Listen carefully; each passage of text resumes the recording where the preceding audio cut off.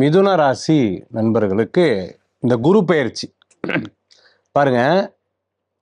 குரு பகவான் 2ஆம் இடத்துல வந்துட்டாரு. ஒரு வண்டியில வேகமா போறாங்க. போகும்பொழுது பொத்துன்னு கீழே விழுகுறாங்கன்னு வைங்க. நீங்க என்ன நினைப்பீங்க? அப்போவே நினைச்சேன் நான். எங்கீங்க நான் பார்த்தேன். வேகமா போகும்போதே தெரியும் இப்படிதான் நடக்கும்னு. சொல்லுவாங்களா?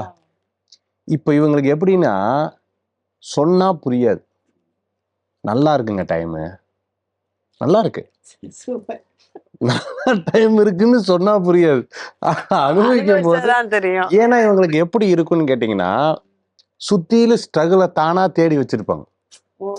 அது அவங்களாலாம் போறது இல்ல. தானா அவங்களுக்கு கமிட்மெண்ட்ஸா நீ பாட்டுக்கு சொல்லிட்டு 1ஆம் தேதி நான் தானே பணம் கட்டணும் அப்படிங்கிற சுத்தியில கமிட்மெண்ட்ஸ் எல்லாமே இதுக்கு அடுத்து முடிச்சதுக்கு அப்புறம் அடுத்த வேலை அப்படின்னு ஒவ்வொரு விஷயமா அவங்க லாக் பண்ணி வச்சிருப்பாங்க தன்னை. எங்கேருந்து வெளில வருது? சரி நான் வெளில தான் வரலான்னு பார்க்குறேன். ஆனால் எல்லா இடத்துலையும் சுற்றில வச்சுருக்கேன். இப்படி கன்ஜெக்டடாக இருக்கும்போது ஒரு நல்லது சொன்னாங்கன்னா எனக்கா நல்ல நேரமா அவ்வளோதான் ரியாக்ஷனு. நம்ப மாட்டாங்க. ஆனால் நடக்கும்போது நம்புவாங்க. ஸோ இவங்களுக்கு எல்லாமே இப்படித்தான்.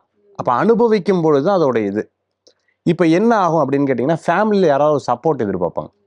நீங்கள் நல்ல வார்த்தைகள் இன்னைக்கு கணவன் மனைவிக்குள்ளே எடுத்துக்கோங்க, அதே மாதிரி குடும்பத்தில் எடுத்துக்கோங்க, உற்றார் உறவினர் எடுத்துக்கோங்க. காசு பணமெல்லாம் கொடுக்கவே வேண்டாம். அதெல்லாம் கவலைப்படாத, எவ்வளோ கஷ்டப்படுற தெரியுமா அப்படின்னு 2 வார்த்தைக்காக ஏங்குவாங்க பார்த்தீங்களா? இது ஆணாக இருந்தாலும் பெண்ணாக இருந்தாலும் இது ஏங்குவாங்க. அப்படிப்பட்ட காலகட்டமாக இருக்கும். நீ பாராட்ட வேண்டாம். இப்போ நீ அதாவது பணமெல்லாம் கொடுக்க வேண்டாம்ப்பா, பாராட்டினா போதுமே அப்படின்னு சொல்லக்கூடிய ஒரு நேரமாக இந்த நேரங்கள் கண்டிப்பாக மிதுன ராசி அன்பர்களுக்கு இருக்கு.